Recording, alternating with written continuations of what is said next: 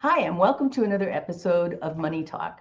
Money Talk, where we talk about all things about money, what to do with it, how to get it, how to find it, how to invest it. Today is no exception, and I've got a really cool guest with me. So I'm going to ask you to do two things right now. One is if you like what you hear, don't keep it to yourself, share it, like it, and subscribe to it.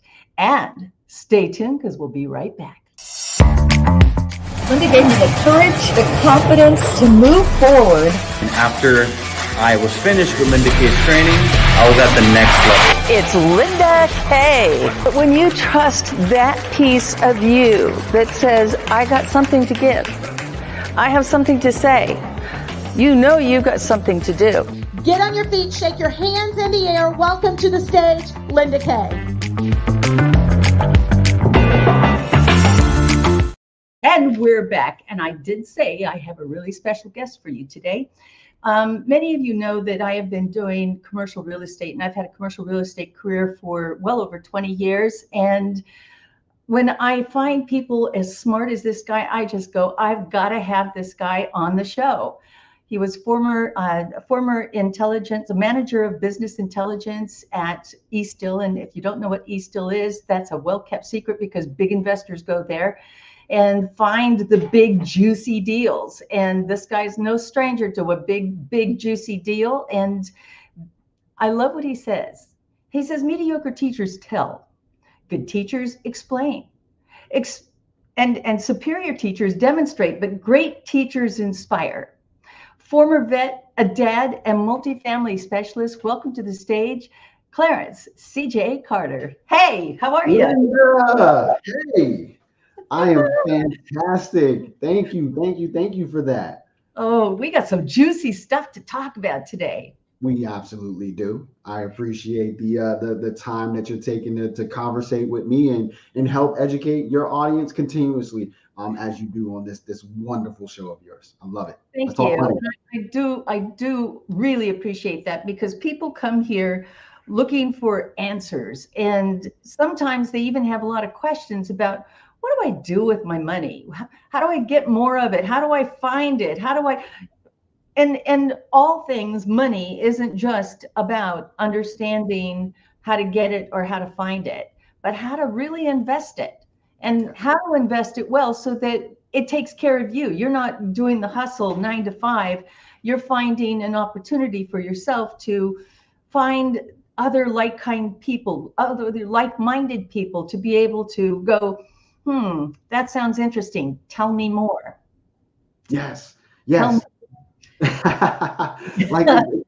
piggyback on that, it's how to keep it, right? But then not just how to keep it, but it's using it in a way where you're keeping it at the same time that you're making more money from what you're already making as well. So I'm talking in code, but I mean taxes. Right? There's so many different tax benefits as well when we're talking about making these types of investments in real estate. And I know we'll get into it, but as far as depreciation and how you can claim a lot of that today, that maybe out 27 and a half years, what the IRS says, right? So how do you keep it and how do you build it faster?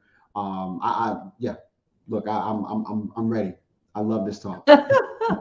I'm going to ask you to turn your mic just a little bit because I'm having trouble hearing you. And if I have trouble hearing you, I think my guest might as well. Okay. So just a little bit more heat, would you? How is that? How is that right there? Is that a little? Can you give me a little more? Okay. Hang on. Let's just make sure. And while CJ's doing that, I want my audience to understand that many people get into investments by just making a purchase of something that we're fairly familiar with. It could be a condo, it could be a house.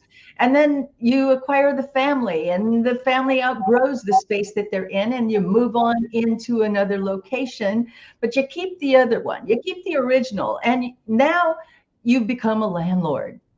And many people can hang with that for a bit, but then they go, well, if I'm going to do this, I want to do it big. I want to go big or go home, right? If I got to get a call in the middle of the night for a toilet, there better be 5 of them. right? Now, I have spent most of my career not in multifamily, although I do appreciate and have sold many, many multifamily properties.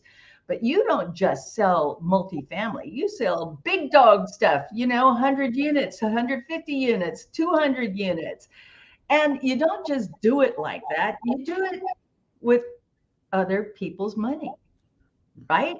Yes. So this is, for those of you that the uninitiated, we're going to talk about something that you may or may not be familiar with. And the term is called syndication. Dun, dun, dun. It's not really that bad. Okay. Syndication is the leverage of using other people's money multiplied times other people's money to take down a big asset you couldn't afford to take down by yourself. Did I get that? Absolutely. Absolutely. Well, first of all, how's my mic? Does that That better? sounds really good now. Fantastic. So a syndication, just think of it as a pool, right? It's a pool of money that we all contribute to, right? So And we like you all were want to swim in it. yes, absolutely. Like I think it was Donald Duck, right? No, not Donald Duck, but Scrooge Duck from DuckTales, right? He'd swim through all of the Oh no, money don't say bags. ducks. I'll never stop thinking about yellow ducks. Stop. Yellow. It's in there. It's embedded. I know we'll get into that, but it's a pool of money that we can all put together. So, what we're talking about is if we take it a step back for a minute. There are public offerings and there are private offerings. And what does that mean? Public is typically we're talking about the stock market, right? We're talking about Wall Street. But where we're looking at, what we're going after is private offerings or syndications or funds. These are alternative investments that you can make in life, right? And a lot of the ultra high worth individuals in the United States have at least about 45% of their net worth invested in alternative assets. And so that And could when be you say alternative assets, we're not talking about a big yacht and an airplane. We're talking about something that actually produces income, right? absolutely. Absolutely. So when we get into these larger apartment complexes, when we do the underwriting for them, I mean, these things will, they're making 2 million, 3 million, $5 million a year. And that's profit, right? That's not revenue. We're talking about profit, our net operating income.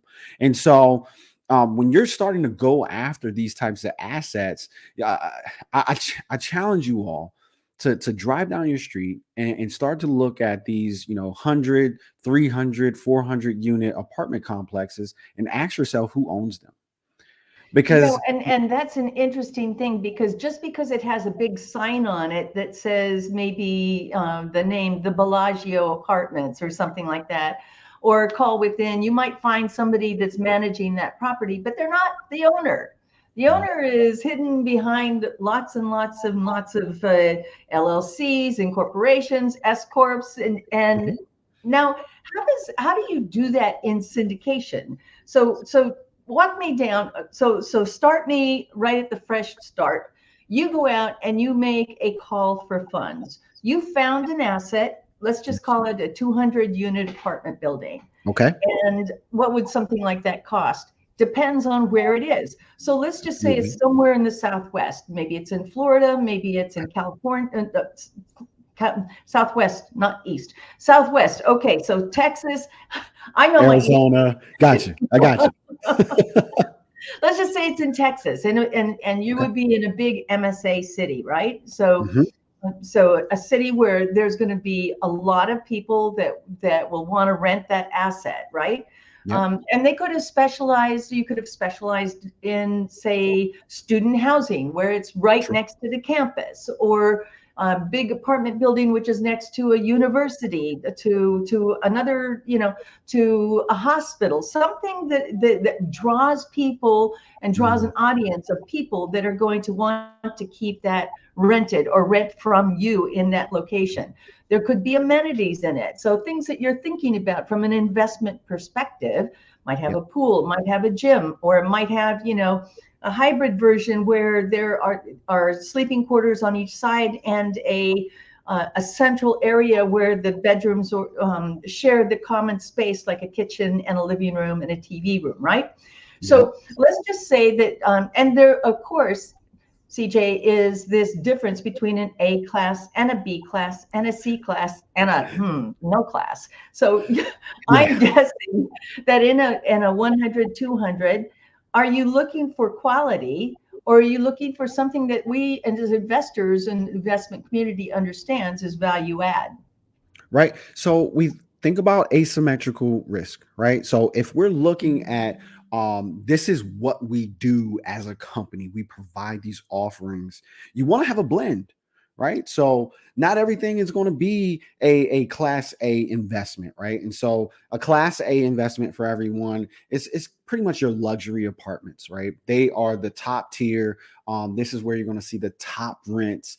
You're going to have, everything's automated, anything that's top notch. And then when we move down from class B, that's a step down. Class C, a step down. Class D, you're borderline you're in a war zone, right? With class D's. And And and so and trust me, and the audience that is listening, Mhm. we're not promoting the Class D war zone, but typically in No, an investment mindset, you're looking at a B and a C because you can add things which we call value or value add. value So you add. buy it, you add some things Yes. to it, maybe you modify it to, gets a fresh look, gets a facelift in all the apartments, does something. So And that is where you're going to get so much more return, right? there So you in go. those areas that you're talking about, so we can classify our assets, right? The actual buildings, the complexes, A, B, C, D, but then we can also classify the market, right? So you mentioned Texas. So let's just talk about Dallas, right? Dallas would be a class A. It's a tier one place, right? And so especially if we're talking about the downtown area, right? This is where the highest value properties are. But what if they're, in between these super, really expensive pieces of property? There's one property there that's underperforming, and it's in a class A area, but it's a class C asset.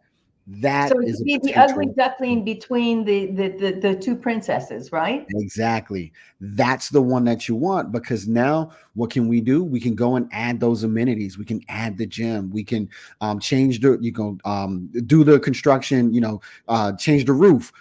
We can, change out the windows, do upgrades on this, right? Maybe because possibly it's an older property, right? That's been beat down and now it needs to be upgraded. And when you come in and do those upgrades, that's when the value of it goes so much higher in a very short amount of time.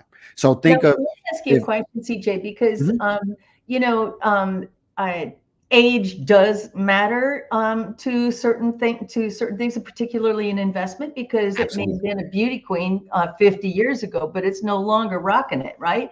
So, do you have a criteria? Do you have a set criteria that you're looking at or you're underwriting? Absolutely. The every single time, right? Are we still working with galvanized piping, right? Because Yeah, that will or get us play the pipe down in the right. south, where it's just literally disintegrating. Exactly, right? If we are, before 1972, then we're looking at the paint that is within within the buildings, right? Because now Lead-based we have paint, which was very popular back in the day, right? Or the exactly. linoleum floors, which had asbestos, for God's sakes, right? So Exactly. And those now are we're things to putting be considered yeah, because not only is it aged out and no longer safe, but it's also now a liability, isn't it? exactly. It becomes a huge liability. First of all, we care about our tenants and treat them with the utmost respect and dignity because this is their home, right? But then at the same time, insurance, as we go in to get these insurance claims, I mean insurance brokers working with us, they're gonna find that out, right? And now we're going to be paying even more in insurance, which takes away from the profitability, Sure, sure. right? It So makes total expenses will sense. be much higher Not to mention, of course, the insurance is going to be higher, but there's going to be more maintenance on that property during your time of that term that you're holding it as well. So it's best if you're going to go into something like this, we're going to go down that checklist.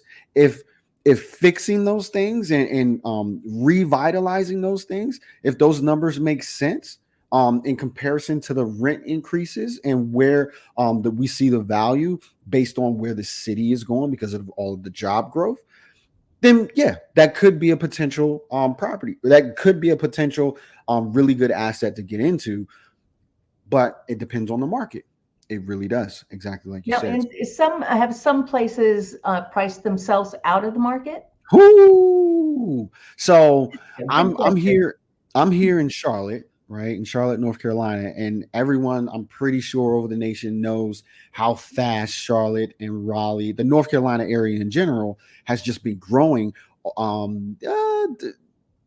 want to say since COVID, but it was happening before that, right? So if you talk to anyone here in Charlotte, no one's been here more than 5 years. No one. If you Really? find someone that is from Charlotte, we call them unicorns because they just don't exist.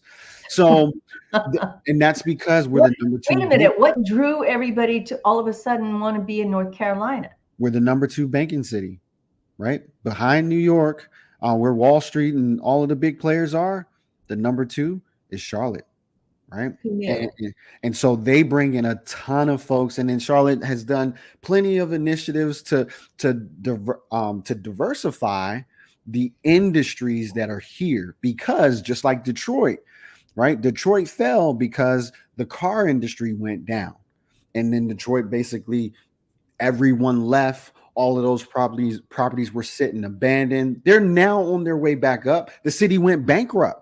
Right, all because they did not diversify the amount of industries that created the jobs within their city. They didn't think, listen, everybody's got to have a car, right? We're never going to be out of the car business until you're out of the business.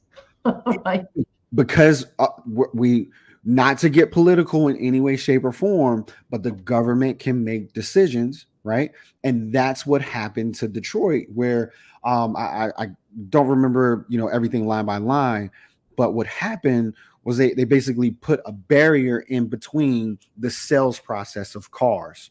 So that became, the Ford and Chevy and all these big players said, hey, well, we're not making as much money here now. Right. That was the catalyst that took that market down, right? And then now another city is going to offer them tax incentives to go and start up there. And what is that going to do? Is going to bring those jobs.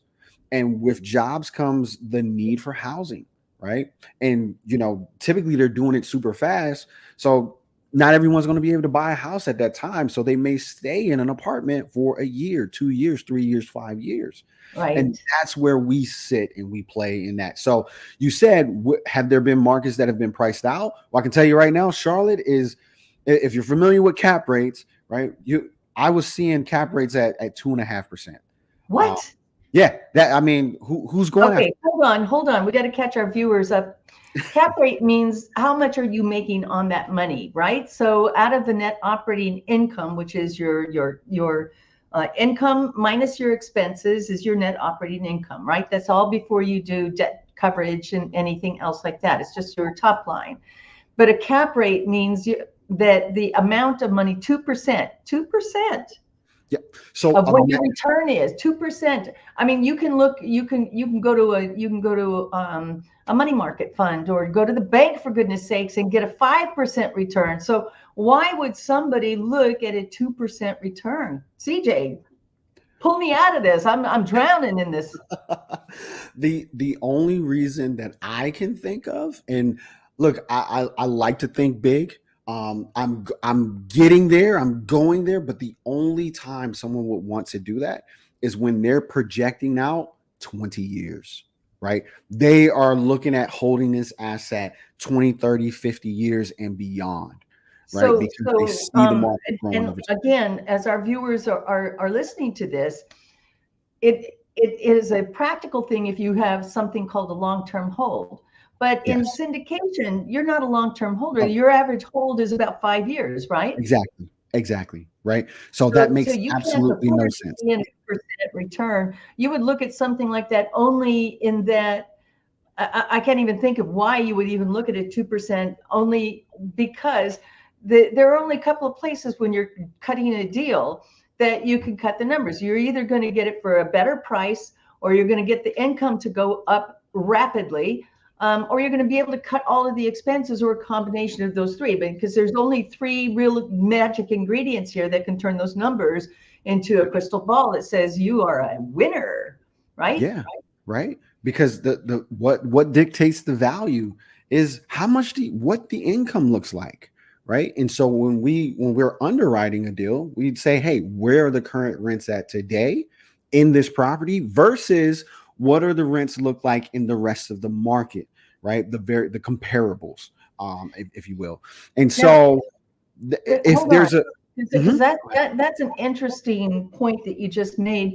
Yeah. You typically are not looking at a mom and pop hold on a 100 unit, 200 unit. You're usually looking at, this is investment grade, right?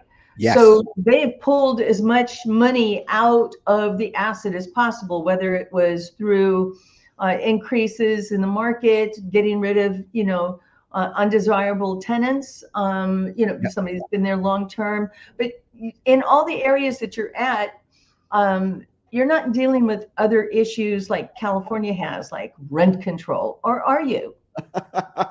We only invest in landlord friendly states. So I'm sorry. No, I'm not coming sorry, to California, California. you're out of luck. It's, it's, SOL. it's not And that happening. doesn't New mean York, sold. it's not happening. I know plenty of investors. I know some investors that are successful. But I know plenty of them that have gotten burned, right? So I think Yep. in New York, it could take 2.5 years to get, a tenant out of not paying you whatsoever any rent. Well, That's going through the here legal in process. California, post-COVID, property owners are still riveting from trying to get people out that didn't pay for 2 years. Can you imagine It's having a insane. tenant in your asset and not being able to do anything with them, and they're just going, "Oh yeah, keep the water on for me, okay? Because I'm going to stay here as long as I can. I'm going to milk it, And right?" granted, who wants to buy that from you? Who wants to take it from you? It's occupied with no income. What do you do? What do you do? Right? So Yeah, no, absolutely. I feel the pain of those that have been in that situation, and continue to try to get them out here, particularly in Los Angeles. So, Mm. but going on to, you've got checklist and things that you do. So you look at the asset, you underwrite it, you go, yeah, this makes sense. Let's just say you underwrote it, it makes sense. Now you're going to do a call for funds. Yes. Walk me through that process. Who's your typical investor? Yep. So just before we get there, we want to register this with the SEC, right? So this is a SEC regulated offering. And so sometimes it could be a 506C or 506 B. And so that really Is that depends on is that for every syndication? Do you do that for every syndication, every or one of all them. syndicators do this? Or I mean, because I You know better be. You I better know be. people that are Otherwise, operating with the seat of their pants and not doing this kind of syndication. So yeah. So buyer if beware, it's caveat so emptor. Yeah, so technically, if you're not doing it that way, it's considered a JV or a joint venture, right? So a true syndication, you're going through the SEC, you're registering and getting all the proper PPMs, and that documentation, that paperwork must go out and be signed by your investors. And what that typically looks like is a group of it could be a group of friends and family, but then also those, if this is a 506C, now we can put ads out and we can say, hey, here's a deal that we're looking at in Stone Mountain, Georgia, and it's offering these types of returns. Would you like to have a conversation? Right. And that's really it. There's no push or trying to convince people on this. I'm not a salesperson on this by any means. I don't think anyone should be, because there are so many individuals that understand this.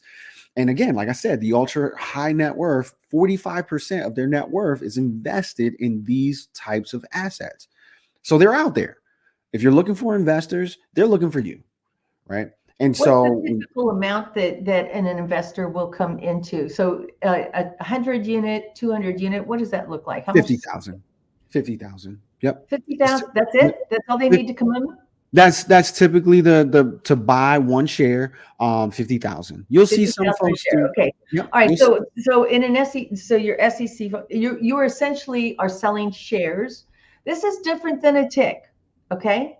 Ticks were very, very popular back in, I'm going to say 2004 and 5 and even 6, all the way running up until we have, the Great Recession in 2008 and 10. And then ticks all of a sudden just disappeared. The difference between syndication and a tick, a tenants in common is what a tick is, right? And versus the syndication. In a tick, somebody could get out if they wanted to get out, typically. But in the asset that you're talking about, they don't get out until you sell the asset. Is that a correct statement? That yes. However, there are ways to get it to make that happen. So us as the general partners, so a syndication, it's an LLC or some sort of entity, right? Typically an LLC that you would buy this property in, and then now all of your investors will become passive investors in that entity, right? That owns the. So they have no say. Do they have voting rights? They do have voting rights. They do have voting rights if they're, I believe it's a 75%. If you want to, get rid of the GP, right? The general partner are the ones that are putting the entire deal together, underwriting, raising the capital, all of those types of things. That's the general partner. I mean, technically, if there's a call for a vote and 75% of them say that they want, someone out of that general partnership and someone else to take over, yes, that is to say, but they don't have a decision before that to say, are we going to change the roof, or are we going to paint, or are we going to do these upgrades? They don't have any decisions there, right? All of that stuff is laid out. So in your underwriting, before when you send this out to your investment group, you are laying out the property. You're saying, here's what it is, here's what we're going to do with it, and then this is what it's going to make. So are the shareholders in this venture earning as they go, or are they waiting for the big payday in 5 years down the road? Both. So typically we'll do a monthly distributions, right? Okay. So there may be, if we're doing a value add and we're having to invest, we purchase a property for $10 million, let's say, and then we're going to put $2 million into it because we want to do some upgrades, add a dog There's not park. going to be any distribution for a while. About at least 6 months, right? Okay. At least the first 6 months or so. And then from there, now we're smooth sailing. And because at this point, now we're starting to increase the revenue, right? That is when you start to see those distributions come out. And so typically we'll do monthly, but there are assets where you'll see them going out quarterly as well. So, but obviously people like to see the money kind of coming in a little bit sooner. And so that's absolutely. That's what they're doing it for. They're not, right? if they're doing it for their favorite charity, they give it to their kids, right? So they want exactly. to see the money. And then then it's also a safer investment, isn't it? Yes, I would say so. That's opinions, right? That is an opinion. Right. So it's not advice. Really we are not giving advice. This is an opinion. That's exactly it. And so for me, my opinion, for me, yes, it is much safer. And then just to continue on what you asked, at that disposition or that sell, yes, that's when you're going to see that huge payday, and then their principal returned as well, right? So their principal will return at that time, plus all of the depends on where we are in value, right? So typically we don't like to get into a deal where we can't tell our investors that we're looking at least 20 to 25% annual average return. So you put in 50,000 or you put in 100,000. Every year that we hold it, we're looking at getting you about $25,000 on that money, right? So How else could you, so is that at the weight, or is that in the distribution? that's that's both, right? That's both. So typically there'll be about an 8 to 13% that's coming in every year, right? But then at the sell, now there's so much that comes in. If you annualize what everything that came in, now it That would makes total report out sense. about a Okay. So 25% your annual. investment was the whole 25%. So I see that. Tell me Yep. what the difference is between syndication and a REIT, a real estate investment. Yes. So a REIT will end up being traded publicly, right? So there's a lot more red tape that kind of goes into that. It sort of becomes like a foundation to some extent. I don't play in that space. You can invest in those publicly on they're publicly traded on the stock market. I think Blackstone has a few, and a few other players. But a But they're syndication, using real estate to back the investment, right? So it's a yep, real estate backed investment yes. for a publicly traded entity, as opposed to yours, which is private placement of equity or private placement of money. Exactly, exactly. Oh, Okay. and then so with those, I should be able to maybe I'll put 10,000 into it today, and then maybe I want to pull my 10,000 out, tomorrow, right? That's possible on a Right, REIT, because it's liquid, just like your stock is, unlike real estate, which is not a liquid investment. right? On that syndication side, when someone brings that $50,000 investment, well, this is the agreement. Hey, you're locked in for the 5-year term. There are a few things. Us as the general partners can buy them out, right? We'll go and buy that $50,000 share back from them, or they can actually go. And this is actually something that's becoming really popular right now. Is folks will buy those stakes, those LP stakes, into a company and then go resell them to another investor. Oh Yeah, man, there's just like all kinds of ways you right. can make money with this, right? So exactly. So you as a passive investor, you can come in, and then where this thing is going to go. If we're looking at gearing up for a 25% annual average return, right? Right. Now someone that did not have access to getting into that deal, well, you can give you can give them access to that deal by selling them By your selling your stake shares, or at a higher price. selling a portion of your shares, or putting Right? you know, tapping it on the top and putting your own fee on top of that. And Exactly. a lot of investors look to do this to reduce their risk? Is that why they do this? I there's a Or they lot of see that the market is like, oh my God, this is going to blow up. yes. Yes. Everything that you said. And the huge thing that I see is the relationships, right? Because once you really get going, like just think about Blackstone and BlackRock, right? Like if they want to raise $1 billion, it'll be done in a week, right? Yeah, Or if it right, takes that long. But exactly. we're saying billion with a B, right? Yes, right. It won't take long, and what that looks like is they are calling the very first person that comes to mind, that relationship. So what happens is, when we make those phone calls, we know who's the hitter. We know who's going to go. That's our job is to close this deal, right? Right. So you know Now, what the risk reward is, but you also know who the players are, and players only, right? ex- You're not right? looking to re-educate and spend more time than necessary to go do the necessary raise funds, because Yep. opportunity is also closely aligned with the time to market.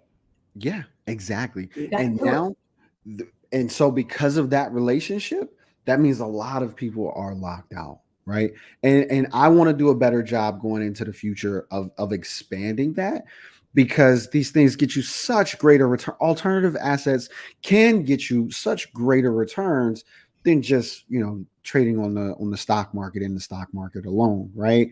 And so it's a relationship thing. So I think as they rush into these funds or these syndications, they lock it up, and then now if you want to have access to these relationships, I'm going to sell you my stake and make a little bit of cash on it as well, right? So, um, it's a really interesting world that I've discovered. I don't claim to know everything by any means. I'm still really young and growing and learning from all of the great folks that I know that are doing this and allowing me a spot to really play in this space. Well, it sounds like you're surrounding yourself with like-minded people as well, CJ, and that means everything too, because sometimes people don't know who they're getting into business with, but I look at that. I see that veterans placard on the back. I see that placard on the other side of the wall that's full of awards, and having character means everything to you. So Yes. in a world of fakers and wannabes, when the stakes are as high as they are, you're not taking unnecessary risks. That's it. That is exactly right. Don't take you want to be able to find a way to make asymmetrical risks where you just have. I love that term, asymmetrical risk. I haven't heard that before, but I love the fact that you understand that there's risk. You understand that there's reward, but the risk and there's risk in everything that you're doing. Risk in the raise, risk in the underwriting that you got to correct, risk in the hold, risk in the the workout that you do to do the value add, that it doesn't go over cost, and then the timing of the market when you take it back out to release it. So asymmetrical risk is a wonderful terminology for this. Let's shift gears for a little bit. Now, somebody that looks at this and says, okay, 50,000, I could do 50,000, I could do 100,000. What amount is typical that somebody's actually investing? Because you're not looking to get 100 investors on a $10 million transaction, or are you? So right now, yes, right. And that's just looks like we're earning our stripes, right? I'm earning my stripes right now. So no, can I go and get those investors that are going to drop $1 million, just right away? I'm sure I can, but I'm working my way to finding those investors, right? But right now, typically it's about that $125,000-$150,000 mark. That's typical.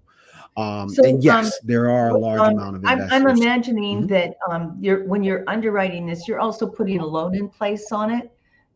Is it a construction loan that you're putting in it, or are you doing permanent financing in it? No, so that it depends. It's deal by deal, right? And so it depends on the asset. A construction loan, I'm not going to talk about that because I'm actually just getting into my first new construction on a 407 unit.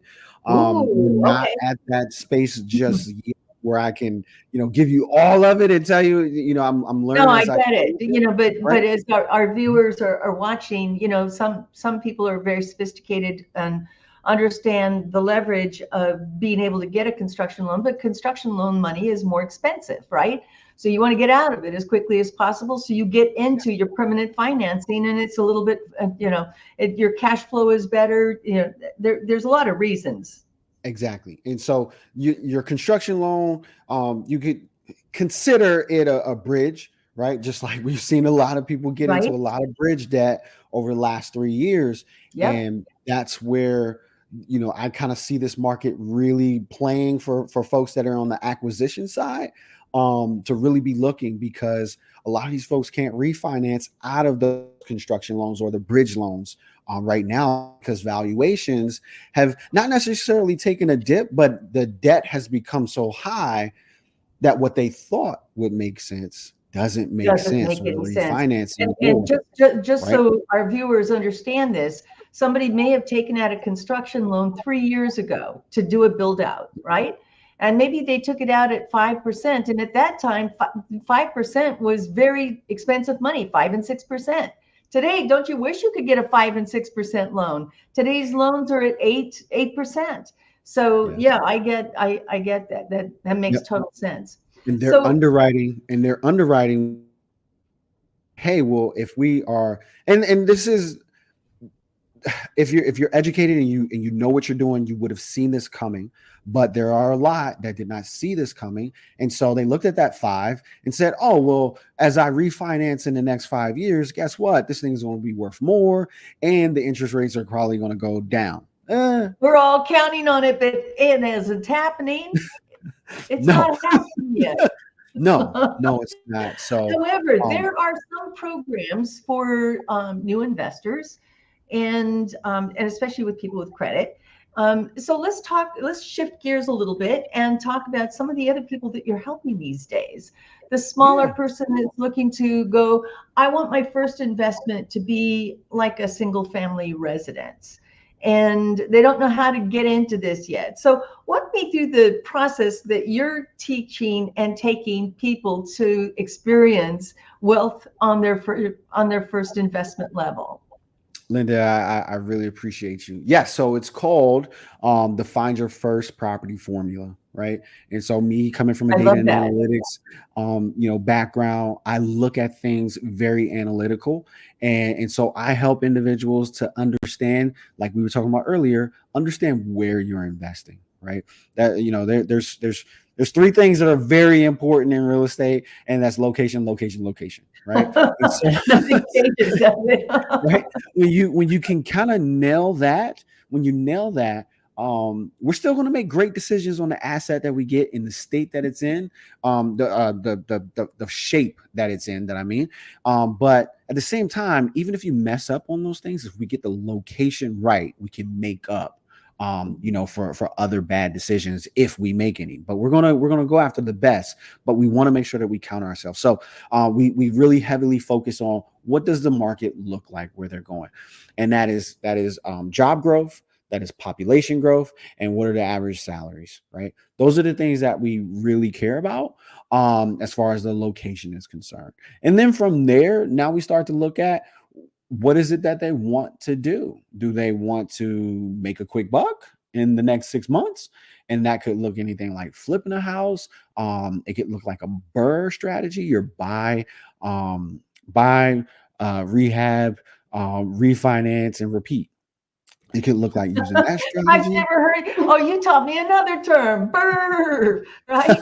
Buy, Right? rehab, and Re- then refinance, rent, and rent. then I missed one. So buy and then rehab it, then rent it, then refinance it, and then repeat. oh, I just um, love that. yeah, And so now, just so our audience is really clear, you're not going to go make that investment to go live in it. You're making that no, investment to go make money on it. that's Remember the difference, yes. okay?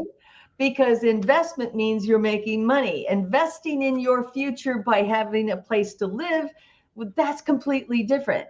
And it's a Yes. different strategy, because you may be willing to spend a little bit more money because you know the kids are going to go to school there. Mama's happy, and if mama's happy, we're all happy, right?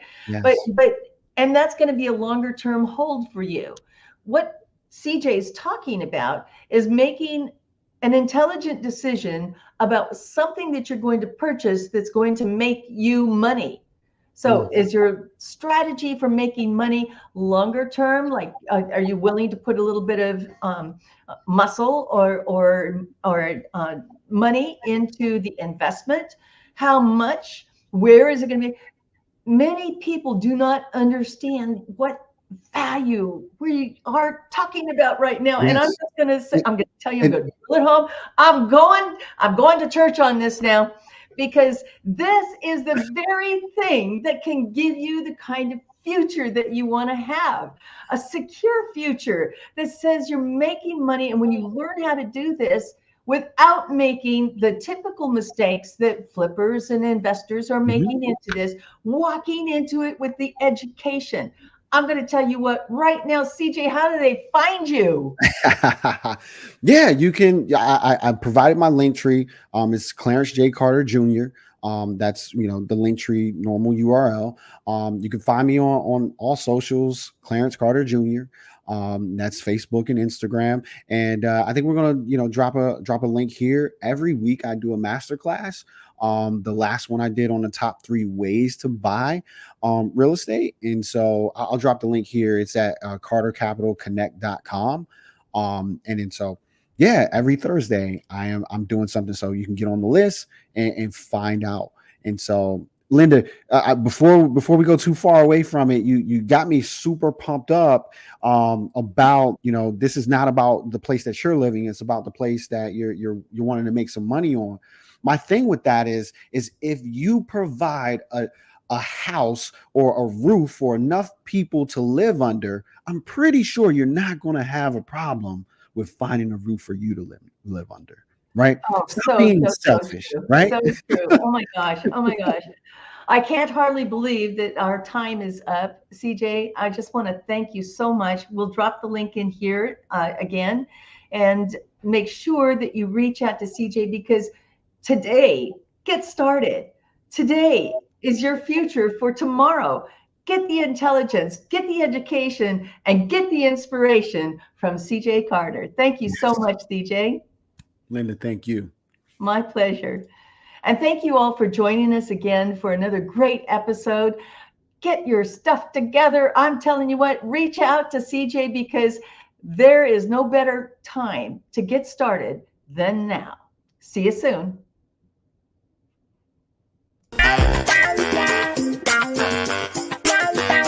Do you like to talk about money? If you do and you'd like to be a guest, contact me at lindak360.com.